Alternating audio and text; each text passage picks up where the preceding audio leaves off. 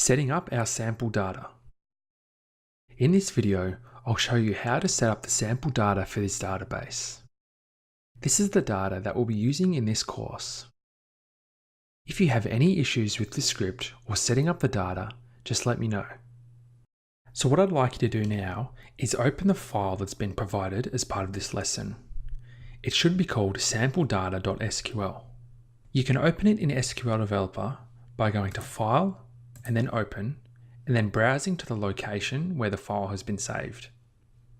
Or you can open the text file and copy and paste all the code into a new window. If you don't have a new window automatically created, you can click on this New button here.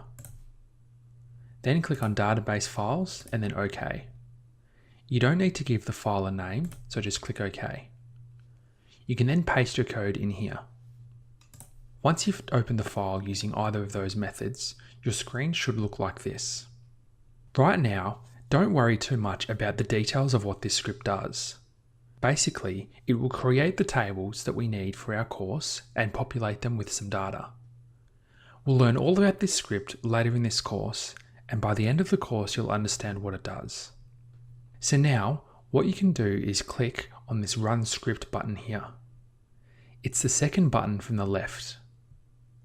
We're clicking this button because we want to run the entire file and not just individual statements. When you click this button, the script will run. You'll then see some output appear in the bottom half of the screen here. It should look like this. If there are any errors in this script, then let me know. You should copy and paste any errors that you find into the discussion section. One thing you might be asked for is your connection. If you run the script and it asks you for a user or a connection, select that from the drop-down box that appears and then run the script.